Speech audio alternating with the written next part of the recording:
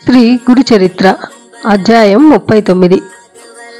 శ్రీ గణేశాయ నమః. శ్రీ సరస్వత్యై నమః. శ్రీ గురుభ్యో నమః. సిద్ధయోగి ఇంకా ఇలా చెప్పారు. గంధర్వపురంలో సోమనాథుడనే సదాచార సంపన్నుడైన వృద్ధ బ్రాహ్మణుడు ఉండేవాడు. అతనిది ఆపస్తంభ శాఖ, సౌనక గోత్రం. అతని భార్య గంగాంబకు 60 ఏళ్లు నిండిన సంతతి కలగలేదు. ఆమె నిత్యము శ్రీ గురుని దర్శించి వారి పాదాలను పూజించి ఆరతిచ్చి సాష్టాంగ నమస్కారం చేసి తిరిగి వస్తూ ఉండేది. ఇలా ఆమె కొన్ని సంవత్సరాలు తదేక దీక్షతో చేస్తూ ఉండేది. ఒకనాడు స్వామి నవ్వుతూ ఆ మహా ఇల్లాలితో, అమ్మా, ఇన్నాళ్ళు మమ్మల్ని సేవిస్తున్నావు, నీ అభిష్టమేమిటో ఎన్నడూ చెప్పలేదే, ఇప్పటికైనా చెబితే గౌరీనాథుని కృప వలన నీ కోరిక నెరవేరుతుంది అన్నారు. ఆమె ఎంతో సంతోషించి దోసిలి యొగ్గి కన్నీరు కారుస్తూ ఇలా చెప్పుకున్నది. స్వామి, కొడుకులు లేని వారికి ఉత్తమ గతులు ఉండవు కదా, అందువలన గుడ్రాలుగా ఉండడమే మహాదోషమైంది. నేను మహాపాపిష్టినైన కారణంగానే నాకు బిడ్డలు కలగలేదని అందరూ నన్ను యావగించుకుంటున్నారు. దానికి తోడు మాతృత్వం లేకుంటే స్త్రీల జీవితాలకు సంతృప్తి కలగదు కదా.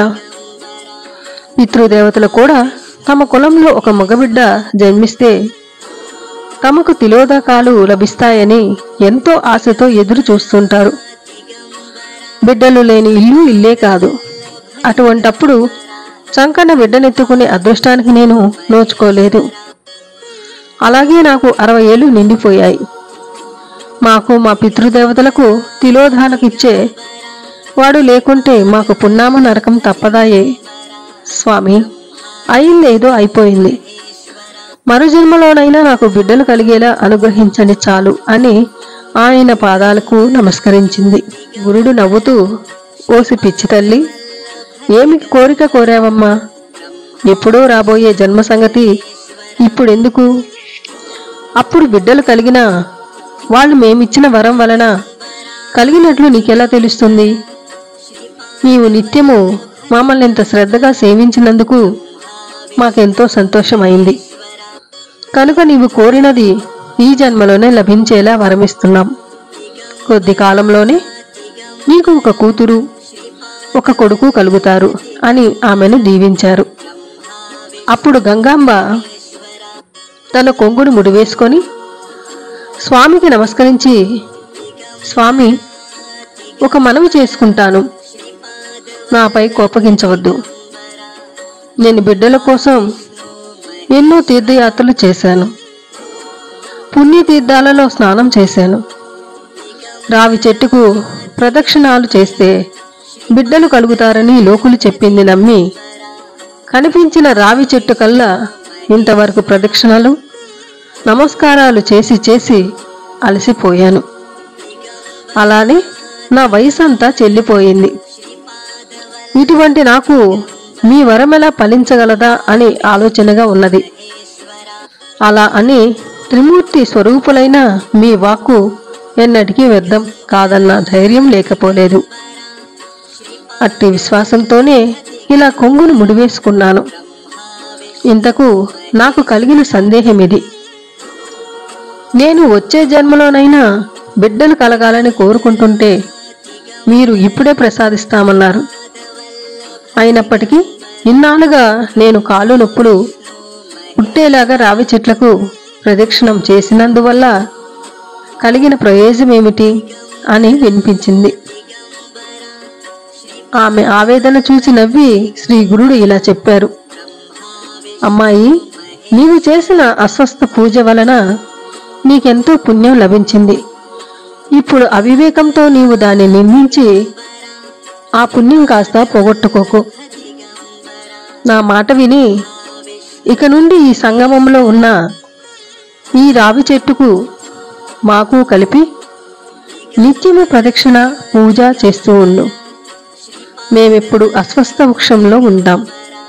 అందువలనే పురాణాలన్నీ దానిని అస్వస్థ నారాయణుడని కీర్తించాయి. గంగాంబ స్వామి, అట్టి విశ్వాసం నాలో నిలిచేందుకు అస్వస్థ వృక్షం యొక్క ప్రాశస్త్యం వివరించండి. అప్పుడు తగిన శ్రద్ధాభక్తులతో దీనిని సేవించగలుగుతాను అన్నది. శ్రీ గురుడిలా చెప్పసాగారు. అస్వస్థ వృక్షంలో సర్వదేవతలు ఉంటారు. దాని మహత్యం గురించి బ్రహ్మాండ పురాణంలో నారద మహర్షి చెప్పాడు. అస్వస్థమే నారాయణ స్వరూపం. ఆ వృక్షం యొక్క మూలమే బ్రహ్మ, దాని మధ్య భాగమే విష్ణువు, దాని చివరి భాగమే శివుడు. కనుక దానిని పూజిస్తే త్రిమూర్తులను పూజించినట్లే. అలానే త్రిమూర్తులు దాని యొక్క దక్షిణ, పడమర, ఉత్తర దిక్కులలోని కొమ్మలు. తూర్పు దిక్కునున్న కొమ్మలలో ఇంద్రాది దేవతలు ఉంటారు. దాని వ్రేలలో మహర్షులు, గురుబ్రాహ్మణులు, 4 వేదాలు ఉంటాయి. సప్త సముద్రాలు, పుణ్యనదులు తూర్పు కొమ్మలలో ఉంటాయి. ఆ చెట్టు యొక్క మూలంలో అకారము, మానులో ఉకారము, దాని పండ్లు మకారము. ఆ వృక్షమంతా కలిసి ప్రణవ స్వరూపమే. ఇక ఆ చెట్టు యొక్క మహిమ ఎవరు వర్ణించగలరు? అది సాక్షాత్తు కల్పవృక్షమే. ఈ వృక్షాన్ని సేవించవలసిన విధానం నారద మహర్షి ఇలా చెప్పాడు. అస్వస్థ ప్రదక్షిణం చైత్ర, ఆషాఢ, పుష్య మాసాలలోనూ, గురు శుక్ర మౌఢ్యాలలోనూ, కృష్ణపక్షంలోనూ ప్రారంభించకూడదు. శుభ సుముహూర్తంలో స్నానాదులు చేసుకొని శుచి అయి ఉపవసించి మరీ ప్రారంభించాలి. ఆది, సోమ, శుక్రవారాలలోనూ, సంక్రమణ సమయాలు మొదలగు నిషిద్ధ సమయాలలోనూ రాత్రి భోజనమయ్యాక ఈ వృక్షాన్ని సేవించకూడదు. సాధకులు మొదట ఆత్మస్థుతి, పరనింద, జూదము, అసత్యములను విడిచిపెట్టాలి. ప్రవహిస్తున్న నీటిలో గుడ్డలతోనూ స్నానం చేసి ఉతికిన గుడ్డలు ధరించి మొదట గణపతిని పూజించి కలశాలలో గంగా యమునలను పూజించాలి. అప్పుడు సంకల్పం చెప్పి అస్వస్థ వృక్షానికి భక్తితో 7 సార్లు అభిషేకం చేయాలి. అప్పుడు మరలా స్నానం చేసి దేవతామయమైన ఆ వృక్షానికి పురుష సూక్త విధానంగా షోడశోపచార పూజ చేయాలి. అప్పుడు పీతాంబరం ధరించిన నారాయణుని 8 బాహువులు కలవానిగా ధ్యానించాలి. తర్వాత విష్ణు సహస్రనామం చదువుతూ గాని మౌనంగా గాని ఎంతో నెమ్మదిగా ప్రదక్షిణలు చేయాలి. ప్రతి ప్రదక్షిణానికి మొదట చివర నమస్కారం చేయాలి. ఇలా 2 లక్షల ప్రదక్షిణలు చేస్తే సర్వ పాపాలు నశించి 4 పురుషార్థాలు సిద్ధిస్తాయి. త్రికరణ శుద్ధిగా దానిపై దృష్టిని నిలిపి బిడ్డలు కలగాలన్న సంకల్పంతో ప్రదక్షిణ చేస్తే తప్పక కలుగుతారు. శనివారం నాడు ఈ చెట్టును త్రాకి మృత్యుంజయ మంత్రం జపిస్తే మృత్యుభయం తొలుగుతుంది. అస్వస్థాన్ని పూజించాక కోనస్థః పింగళో బభ్రు విష్ణో రౌద్రాంతకో యమః సౌరి శనేశ్వరో మందః విఫలాదేవ సంస్థుతః అనే మంత్రం దృఢ విశ్వాసంతో జపిస్తే శని దోషం కూడా తొలగి అభిష్ట సిద్ధి కలుగుతుంది. గురువారం అమావాస్య కలిసిన రోజున రావి చెట్టు నీడన స్నానం చేస్తే పాపం నశిస్తుంది. అక్కడ వేదవిప్రునికి మృష్టాన్నం పెడితే 1,000,000 మంది బ్రాహ్మణులకు సమారాధన చేసిన ఫలితం ఉంటుంది. అక్కడ చేసిన గాయత్రి మంత్ర జపం వలన 4 వేదాలు చదివిన ఫలితం ఉంటుంది. రావి చెట్టును స్థాపిస్తే 42 తరాల వారికి స్వర్గం లభిస్తుంది. దానిని కొట్టివేయడం మహాపాపం. పైన తెలిపిన రీతిన ప్రదక్షిణలు చేశాక ఆ సంఖ్యలో 10వ వంతు హోమము, అందులో 10వ వంతు బ్రాహ్మణ సమారాధనము చేయాలి. ఈ వ్రతకాలంలో బ్రహ్మచర్యము అవలంబించాలి.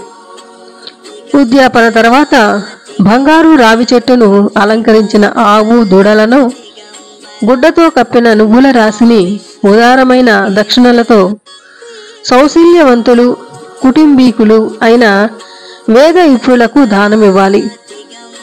ఇలా చేస్తే తప్పక అభిష్టం సిద్ధిస్తుంది. అమ్మ, అస్వస్థ మహత్యం తెలిసింది కనుక ఇంకా దానిని నిందించక ఎట్టి సంశయము పెట్టుకోకుండా అలా చెయ్యి, నీ అభిష్టం నెరవేరుతుంది. అప్పుడు గంగమ్మ, స్వామి, 60 సంవత్సరాలు నిండిన నేను పుట్టుక నుండి వంధ్యను. నాకు బిడ్డలు ఎలా కలుగుతారు?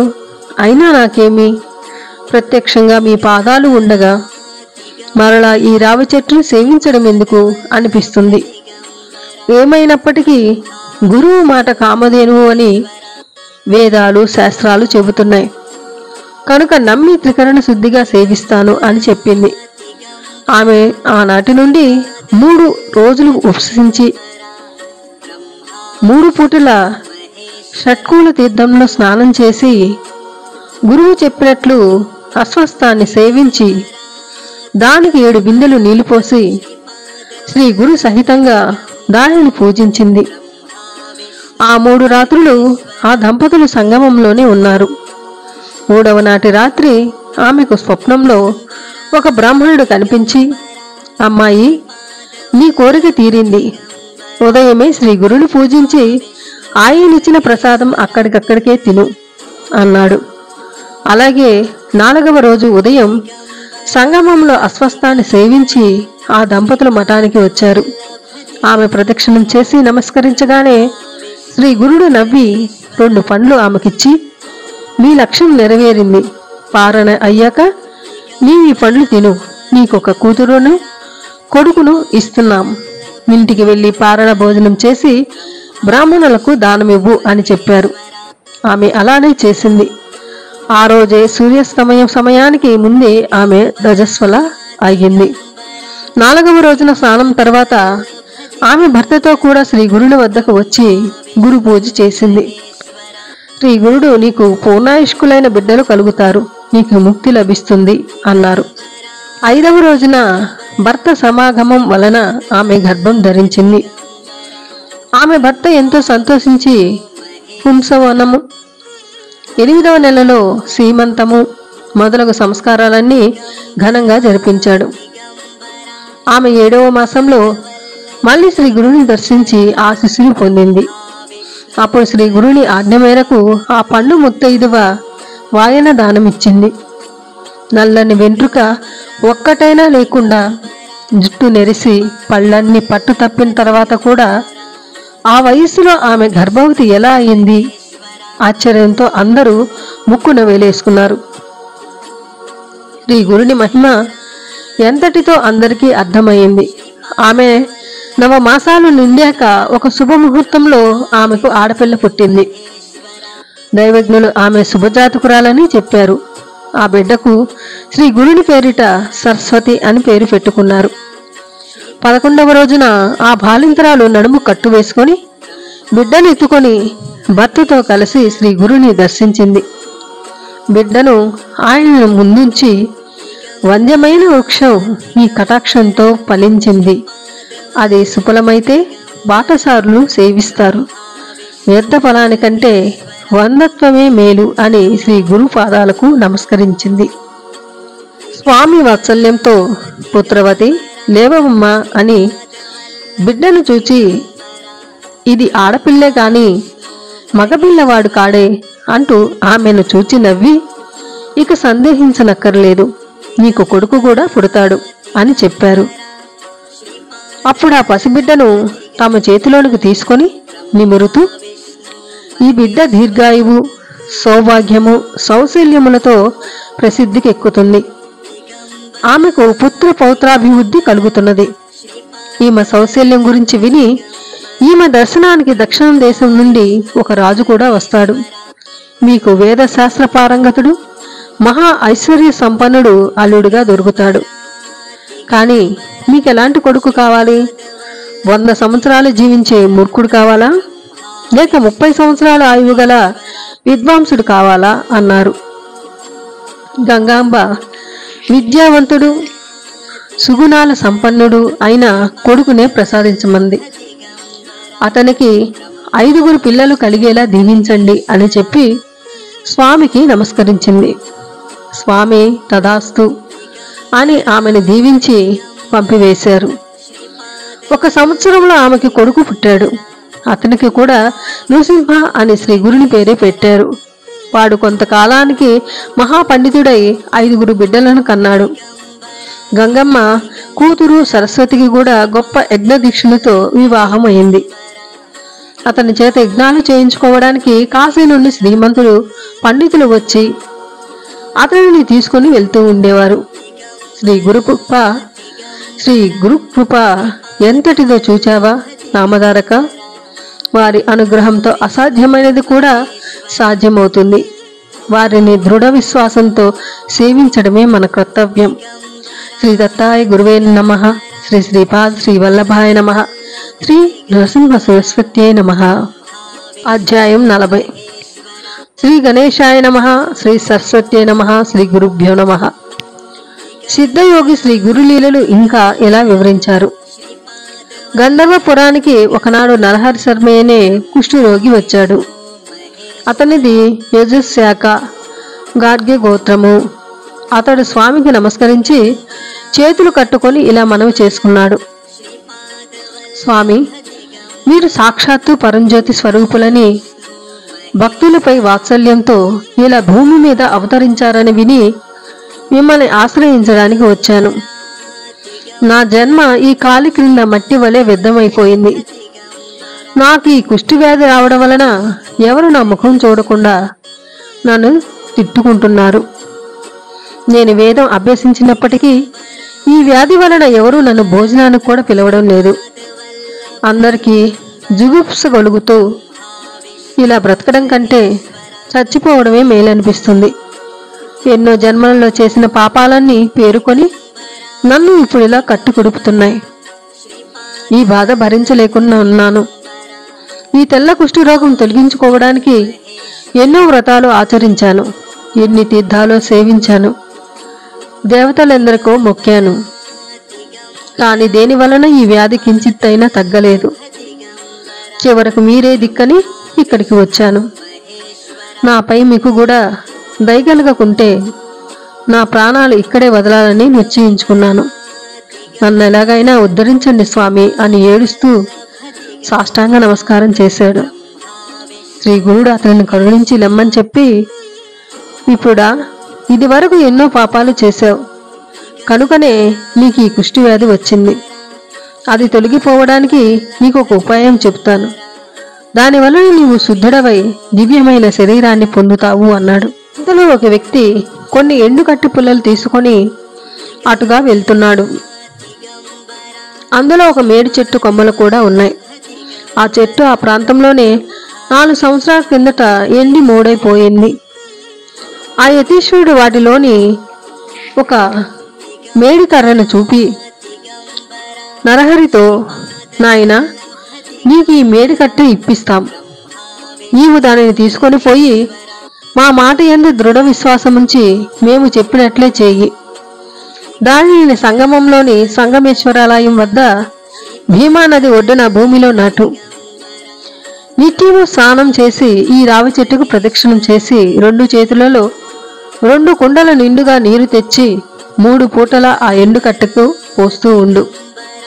అది ఎప్పుడు చిగురిస్తుందో అప్పుడే నీ పాపం పోయి నీ శరీరం స్వచ్ఛమవుతుంది. వెళ్ళు అని చెప్పారు.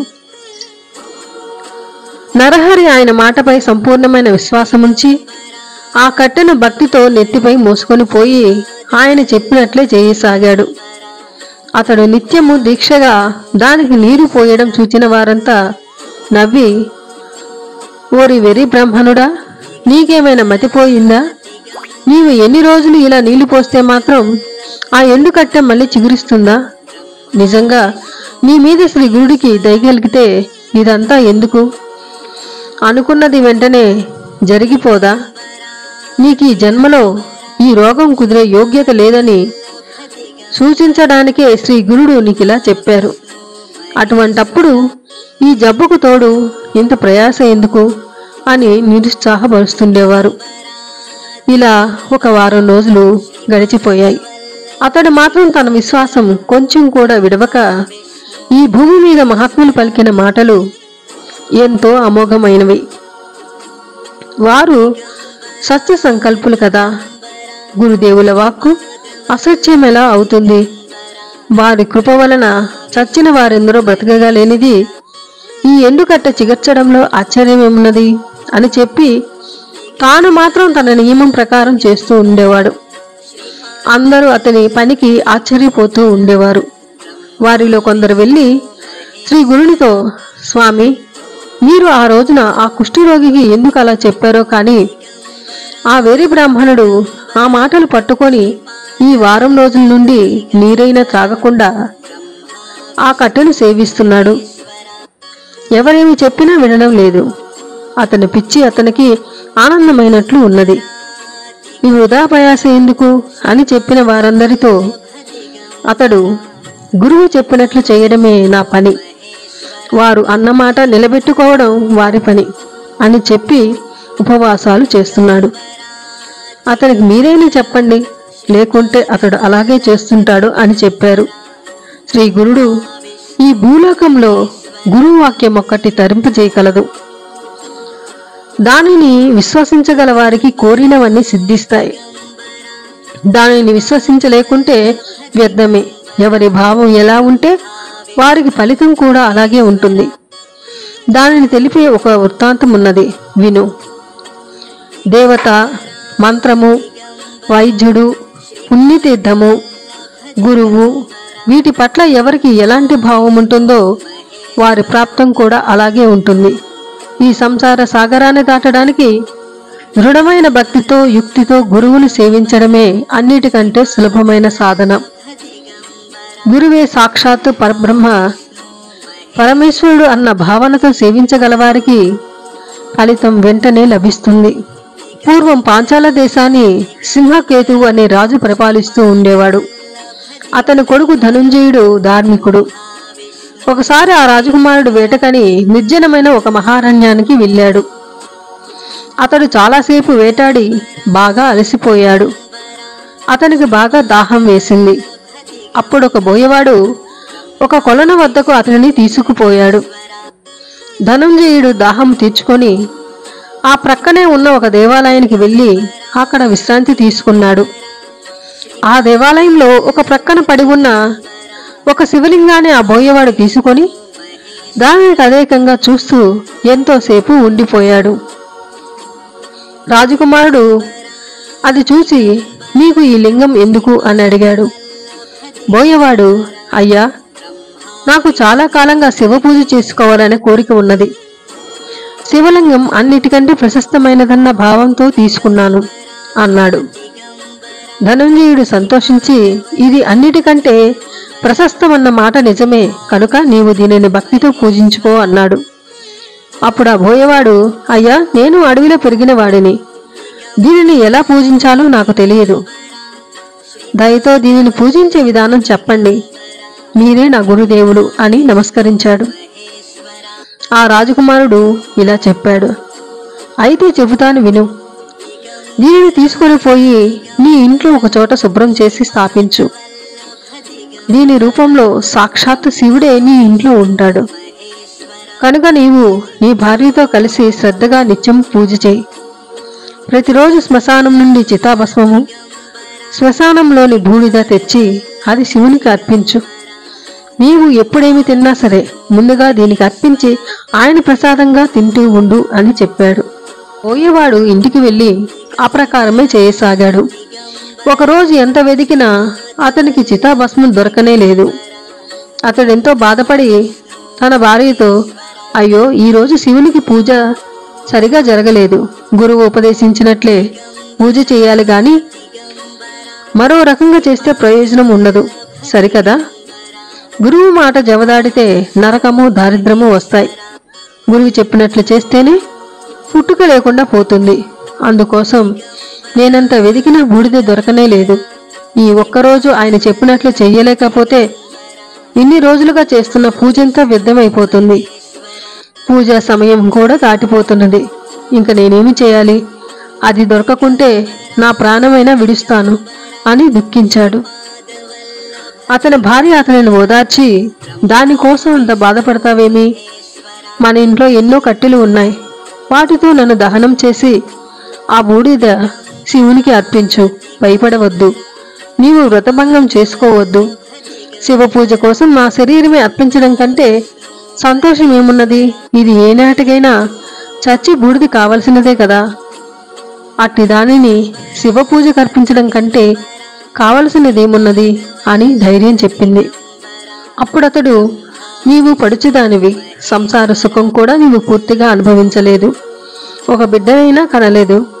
సూర్యచంద్రుడు సాక్షిగా నిన్ను ఏలుకుంటానని బాస చేసిన నేను నిన్ను చేతులారా చంపుకుంటానా? అలా చేస్తే నాకెంతో పాపము వస్తుంది. ఆడదానిని చంపినందుకు నన్నందరూ నిందిస్తారు. అంతటి పాపం చేస్తే శివుడు కూడా నన్ను క్షమించడు. నీ తల్లిదండ్రులకు కూడా అన్యాయం చేసిన వాడినవుతాను అంటూ వలవలా ఏడ్చాడు. ఆమె, నీకెంత వెర్రి, నాపై నీకంత మోహమెందుకు? నీటి బుడగలాగా ఈనాడు ఉన్న శరీరం రేపు లేకుండా పోతుందే.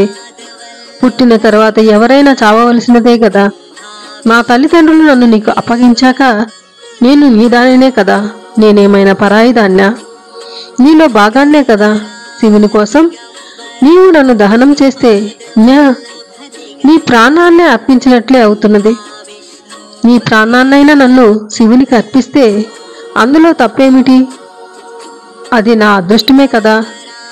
అలా చేస్తే శివుడు మనిద్దరినీ రక్షిస్తాడు అని పట్టుబట్టి చివరకు అతని ఎలాగో ఒప్పించింది.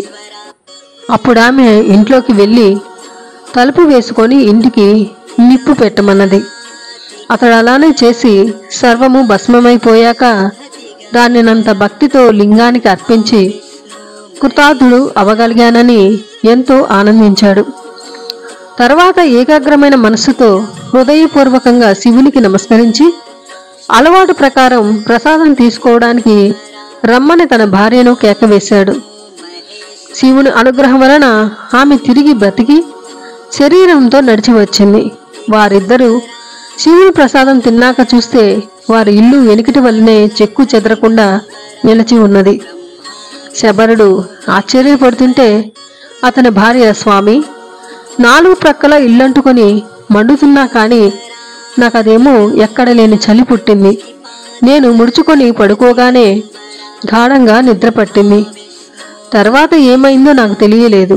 మీరు పిలవగానే మెలకువ వచ్చి లేచి వచ్చాను. ఆహా, ఏమి ఈశ్వరుని లీల అనగానే శివుడు వారికి సాక్షాత్కరించాడు. వారు నమస్కరించగానే జీవితాంతంలో వారు 1,000,000 సంవత్సరాలు స్వర్గలోకంలో నివసించేలా వరమిచ్చి అదృశ్యమయ్యాడు. దేని ఎందైనా పూర్ణ విశ్వాసము ఉండాలే కాని ఎంతటి ఫలితమైనా లభించగలదు. కనుక ఆ కుష్ఠిరోగి అయిన నరహరి చేస్తున్న సేవకు ఫలితం ఉండకపోదు. ఎవరి భావానికి తగిన ఫలితం వారికి తప్పక లభిస్తుంది అన్నారు శ్రీ గురుడు. కొద్దిసేపట్లో స్వామి సంగమానికి వెళ్ళి అక్కడ తమ అనుష్ఠానం పూర్తి చేసుకొని ఆ కుష్ఠిరోగి వద్దకు వెళ్ళారు. అతడు ఆయన చెప్పినట్లే ఎంతో భక్తి శ్రద్ధలతో చేస్తుండటం చూసి ఆనందించారు. నరహరి ఆ కట్టెకు నీరు పోసి ఆయన వద్దకు వచ్చి నమస్కరించాడు. ఆయన తమ కమండలంలోని నీరు తీసి ఆ ఎండిన మేడికర్ర మీద చల్లారు. మరుక్షణమే అది చిగిర్చింది. అనుష్ఠానానికని సంగమానికి వచ్చిన వారంతా ఆశ్చర్యచకితులై చూస్తూ ఉండగానే అది పెరిగి చిన్న మేడి చెట్టు అయ్యింది. నివ్వెరపోయి దానిని చూస్తున్న నరహరికి కూడా కుష్ఠరోగం అదృశ్యమై అతడి శరీరం బంగారు ఛాయతో